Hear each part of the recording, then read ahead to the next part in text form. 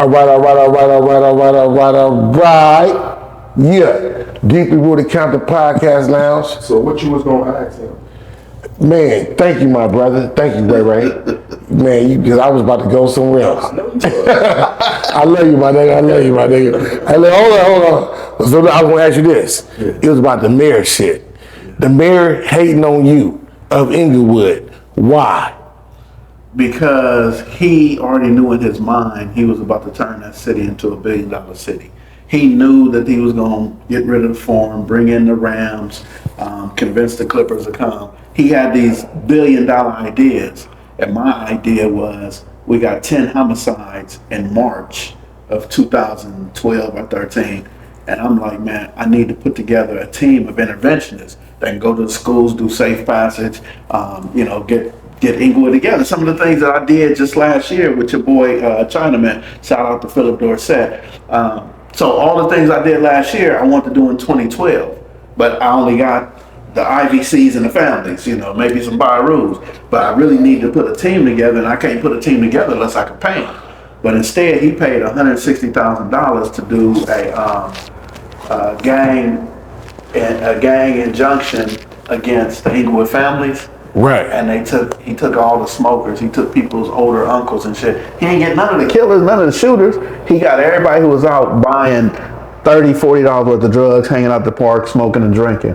So I was telling him, man, that ain't the way, man. Stop trying to put people in jail. Let's utilize them to bring each other and build relationships. And right. He went off and said, that's not indicative of our city. We don't have a gang problem. He canceled his gang unit at Inglewood Police because he didn't want to have gangs attached. The homicides, LA Times homicides will report every homicide. He told the police department, stop giving them information on the homicides. So all that to hide the fact that Inglewood is just like Compton, just like LA. Yeah, Inglewood turned up. He didn't want that negative, because then the Rams wouldn't have came, the Clippers wouldn't have came. So basically, he did it for a business perspective. He's a businessman, and I can respect that. But don't tell me don't pee on my back and tell me it's lemonade. For sure. Come on, man. Sure. What you're doing is you want to make money, and as much as I stand out and say, nah, that ain't the case, I'm actually going to ruin it for you if I keep talking about bringing the gangs together and bringing the neighborhood together. Right. So he could have just brought me in and say, look, man, this is what I want to do. And you're fucking it up. He could have did that, and I would have respected it. But instead, he let an all-out charge. Fuck him. Right. Okay, now one thing I want to intervene with. We have to understand that it's a lot of people that don't want to see gangs come together. Just like when the gang, Hillary Clinton Newton, no, not Hillary Clinton Newton, Fred Hamilton got the gangs to come together in Chicago when he was alive. They made him number one target. They had to take him out and assassinate him to keep them gangs from coming together. Yes. So we have to understand that they don't want to see us together. They want to see us divided. Yes. And that's the first rule in warfare, is divide and conquer. Yeah. So we got to understand that we got people that's in them higher places that don't want to see us together. No matter what we do or what we try, they gonna put a monkey wrench in the game to keep us divided. Okay, hold up, because you just brought up a very valid point, issue, and I want to ask my brother right here, Skip Townsend, who is a gang expert. Let me ask you this question, and this is a two-sided question, and I'm going to give you how I feel about it. But I want to hear how you feel about it. Okay, do you ever feel there could be peace in the gangs, in the streets, Southern California? I think it could be peace. I think it could be peace all across Southern California, from San Diego to the Bay. I think we could have peace, especially all of LA. I think that some people are afraid of what other people think of them. We talked about it earlier when I said I got the Rolling 60 and the 8 trays together, just two dudes who really love each other. Right. It was image is everything. So, nobody want to be the one to say, oh, they want to throw in the towel, they want to call a treaty or something like that. So it's more so, we could have peace if everybody would agree that it's worthy of having peace. Let me ask you this question. Now, you was on the streets in 92, right? Yep. Okay, I was on the streets in 92. I just got an LP, as a matter of fact, in 92. You know what I'm saying? How old is you, man? Keep it all the way 100. Those that know, those that don't know, I guess you can figure it out. So me and Lil Greg and another nigga, I'm not gonna mention his name, we caught a case in 92. We wound up going to LP. I wound up getting a DA reject. Lil Greg wound up going to YA, and the other nigga wound up going to a group home and escaping. I got a DA reject because I never went to court. I was an LP. This was 1992. Easter, ironically, this Easter weekend right now, ironically, this Easter weekend in 1992. Now, with that being said, man, I've been off the porch. You know, on some real shit, but why I bring that story up? We got the police, something with the police got us. Why I tell that story, bro? Why I tell that story? The police drove through this park. Oh no, it was about coming together, the gang. The peace treaty. I got out. Okay, yeah. Jordan down. Okay, yeah. So prior to us getting out, we got picked up in Rampart, 1992. This is when the Rampart division was hot in LA. We was on our shit. So now, Gucci. Yeah. Huh? You good? You went out. All right. Here we are now. All right. So 92, you know what I'm saying? This prior to the peace treaty. This Easter weekend. So this prior to April 29th, 1992. So we trying to get fresh for the Easter. So we try to go, we did what we did. Anyway, we already did, whatever. So we went to jail and all that shit, right? So it was the peace treaty. So I got out for the peace treaty. And I'm asking you from being there as well, were you alive in 92?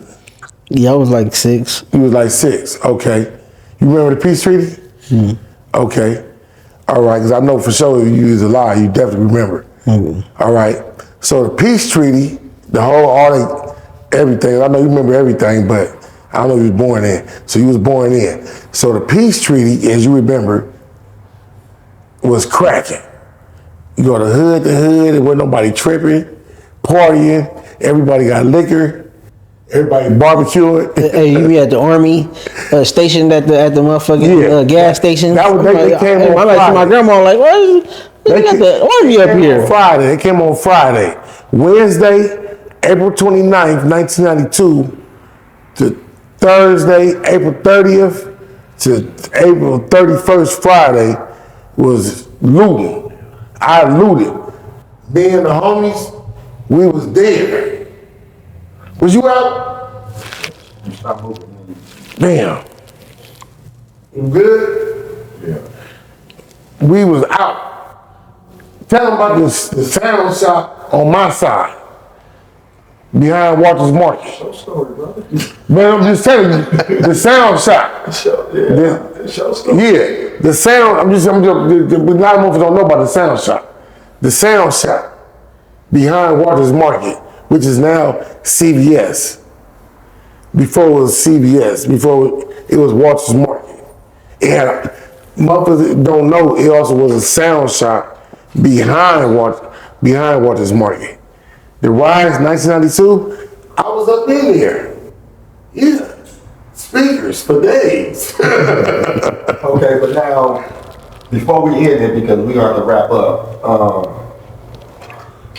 I didn't catch what you said about, my thing is, you always have to have a solution to bring stability. What do you feel should be our steps to bring stability to the black community of getting gangs to come together? I think the one thing that we could do is what I said earlier about like the cash mob. If we could bring people together and say, look, for every neighborhood, there are dudes who got their own businesses. My homeboy Fred Dog got Worldwide Tacos on 3rd Ave and King. the homie Crip Crazy from '60s got Twin Tacos in the Mar Vista area, right outside Venice Beach. You know, there's everybody got the homie from Lewis Park. Ears got a hydraulic shop. You know what I mean? So everybody got something. Shout out Ears. Shout out to Ears. So everybody doing something. So ain't no way I'm gonna get me a Chevy or want to cut a cutlass or something and not go to Ears and say, homie, let me, you know. When I had my lack, I used to go to Ears. Ears, no. So then, you know, like I'm about to feed about 40 people on Monday. So I could easily go. They say, you want to go to Jersey, Mike? You want to? No, I don't want to go to none of that shit. Right. Call the homie Fred Dog. Have him do it. His brother Ken Dog owned a couple of chicken stands. You know what I mean? So I want to go to my people. I want to keep going to my people, and we can bring the people together on a sense of peace. Sometimes just by food or bringing relationships. One of the smartest things I did was bring a couple of dudes together, and we went and sat down and ate. Cost me $280. But one dude's from Rolling 60s, one dude's from Inglewood Family. So they back to writing on the walls now, but that was February 2022. Ain't been no homicides between them since then. And the mayor of Inglewood ain't gave me $5 for that. Right. I took the hit, the 200. So that's all we need is to have a conversation. Matter of fact, I'm gonna shout out Big U. Because the 60s and 40s was killing each other. Speak on it. And when Nipsey got killed, my homegirl Tanya, fuck off, shout out to fuck off. She don't like me, but I love you, fuck you, and I love you too, fuck. That's a cold day. Fuck off. But she would say it like, ask her name, and she'd say off, fuck off. You know what I mean? Like the James Bond movie. But anyway, she hit me up saying, I got little AD with me, and he wants you to call the 40s and open up the building. So what I learned in that was, Big U came and sat down next to me, had a broken leg or something. Like, the fuck, man, you need to be over there. They talking. He said, no, let them talk. So I'm sitting there thinking, I got to say something or else it could go all bad.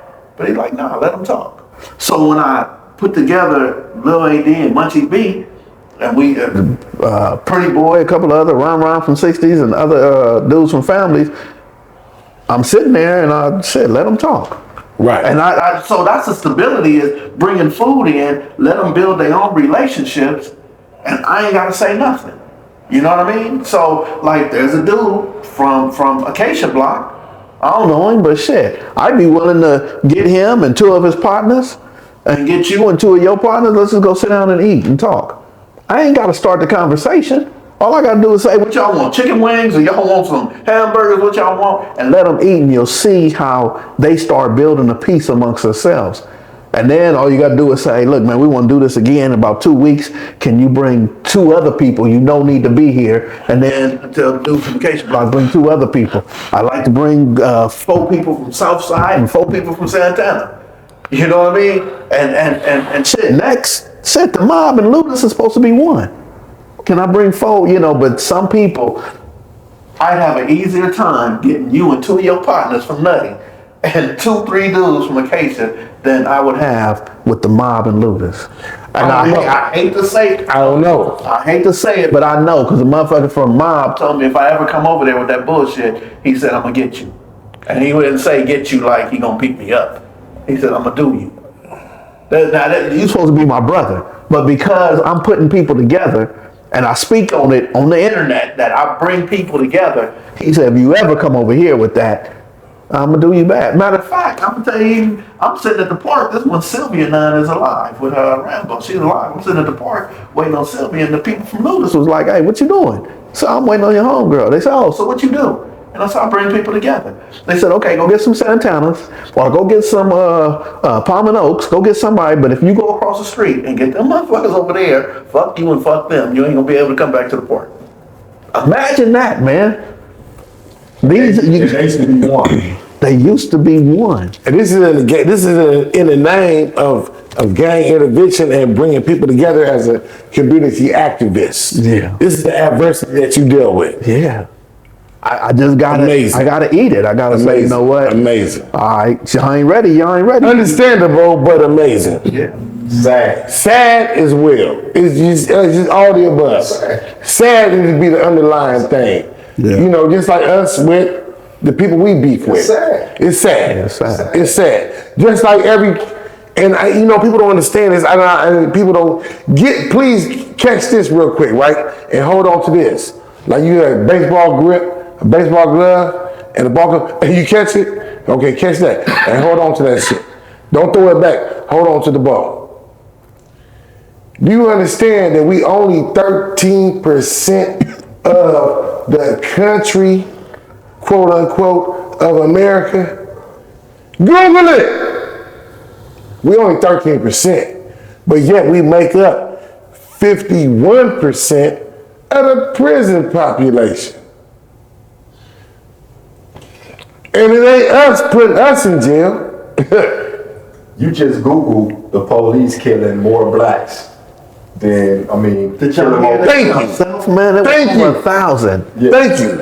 And Google this. The police chief, Jim McDonald, and Karen Bass, the mayor of Los Angeles, said they need 11 or 1,200 more police officers. Why not more teachers who are underpaid? Why not more nurses who are, working 16 and 18-hour shifts? Karen Bass, though. I'm not here to bash Karen Bass, but I think that the law enforcement, people invest in systems. Law enforcement is the system that everybody feels safe in. I'd feel safer knowing that you got the relationships you got with the dudes you was locked up with. The fact that you even go to ears, man, that's major. No. You know what I mean? You go to ears for low. Let me tell you something. That saves lives. That saves lives. Because I don't give a fuck if I'm high, drunk, or whatever. If I'm in here shopping, I'm like, who is that? What? Yeah. Ears gonna shut it down, nigga. You ain't doing that here. Yeah, you no. ain't about to trip on my shot. Hey, look, hey, bro. I always. That's what saves lives. Yeah, and I don't try to be like extra with it or nothing like that, right? But motherfuckers that know me, and motherfuckers that know you. Right. It's no big deal. It's no big deal because I'm outside every day. You know what I'm saying? I don't live in Victorville or nothing like that. Right. So I'm around and I go where I go and I do what I do. I'm in my hood every day. Right. You know what I'm saying? But Ears a good brother. Right. I know Ears, and he from the mob. No. He from Ludus Park. Okay, I look at it all the same thing. Yeah. And I do too until I'm right there in the middle. but I don't know the difference. I can't say I know the difference. Okay. I honestly say I don't know the difference. And when I say that, I mean this. That area, because as far as I understand, this apartment is the mob, right? Well, behind Louis Burgers. Yeah. Behind Louis Burgers, all that's the mob. Okay. Ludus Park On this way to Compton. But I remember back in the day, Ludus Park mob. Oh, they was all. It was one. ELM stand for not just M. It was M Ludus Mob. Yeah, It exactly. was the ELM. Yeah. But that's what they had going on, and I do remember that. But like I say, right, you know what I'm saying? Shout out to Ears, you know what I'm saying? Yeah. You know what I'm saying? But see, I operate on the real niggas only shit. right. But here's the thing, though. Dudes who are younger, this war been going on since a little bit after Tupac got dead, right? Right. So people who were born, and like you just asked him when he was born, so you got to figure people who were born in 1995, 96, 97, these individuals, 25, 26 years old, they were born into the war. Right. They never got along. So when I say, oh, we was all at the park, and we did this, and I remember this and that back in the day, they was like, I don't know what you're talking about. Don't come over here with that shit. Because they never experienced the peace that people my age experienced back then. When it was bloods. That's it. I got 12 kids because I can go to anybody's hood and fall asleep. With their sister, their auntie or something, Let me ask you a question, Come back Skip. and yeah. Let me ask you a question, Skip. Now, talking about the peace treaty, talking about peace. Yeah. 1992, 2025. If you look back at 1992, what would you define as the decline of the peace treaty? There's certain people I know who are still out writing on the walls, being disrespectful and tripping because they had that young mentality and they older homies didn't check them. Okay. I know a couple of dudes who was writing on the walls and they was happy that they was like, fuck that, we ain't doing that. 1992, I remember being at the Ralph's Market on Manchester and Crenshaw. Shout out to my homeboy A-Bag from Inglewood Family, he rest in peace. But he was like, They thought I was him. I think I told you that story too. The police, Inglewood police. oh yeah. Hey, Yeah, you look like him. Yeah, I told you that story. Yeah. They jacked me up. I was with an Italian bitch. I ain't lying. But look, so we at the Ralph's Market and Mike Concepcion, a whole bunch of Crips. I went to Gardena High with his daughter. He used to pick her up in a wheelchair in the Mercedes. Oh, like, yeah. Yeah, Mike Concepcion. So look, so he pull up and he got a gang of Crips behind him, and we there deep, but this is 20s and families and Blackstones and Pyrus, we all together. And A-Babe went up to him and said, look, man, we ain't gonna kill that. We ain't gonna interfere with what y'all doing, but right now, we gotta love each other. So let us love each other. Y'all go love each other and we ain't gonna ruin it. So we needed more leaders like A-Babe. Now we'll say, hey, look, y'all, don't fuck it up for them. This is Bloods. We better stay, because sometimes we argue and fight with each other. And then the next day He was on the run for some shit, right? Cool. Hey, and he rest in peace right now. Yeah, he rests in peace, but that probably was back in the 80s. In the 80s, he was a horrible motherfucker. But by the time he was out in 92, he had already did his time. So from 92 to 94, he was really just, he was that dude. He wasn't on the run. In 96, they thought I was him. He was dead in 96. In 96?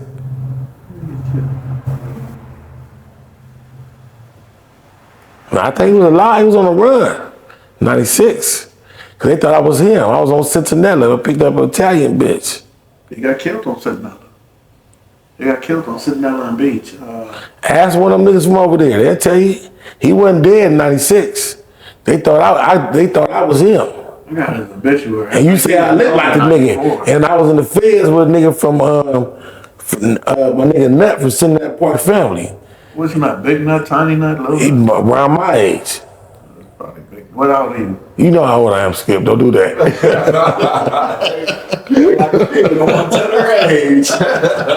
I'm 21.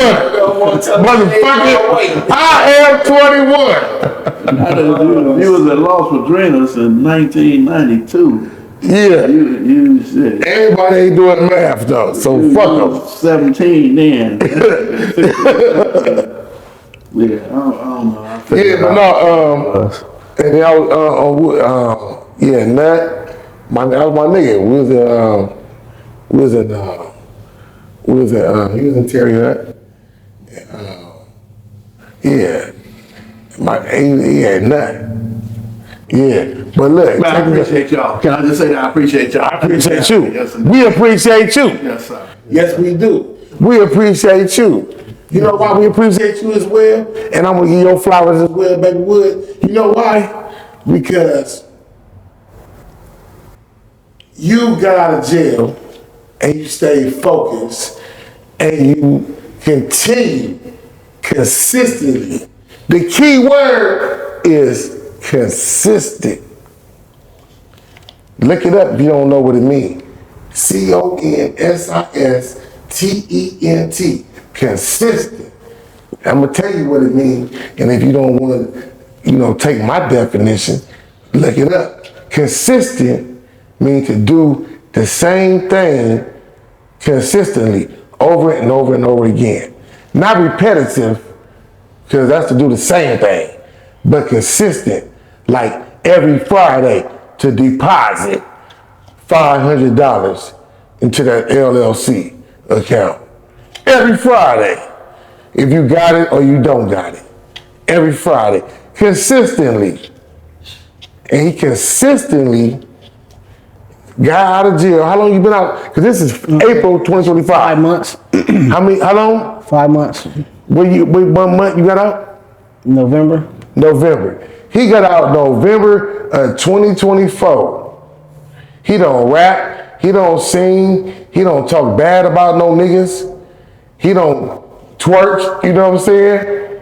And that nigga already done been on No Jumper, bro. He got an interview coming out on No Jumper. He already done been in No Jumper. No Jumper be interested in him. Even though they like to vulture off the culture. Who gives a fuck?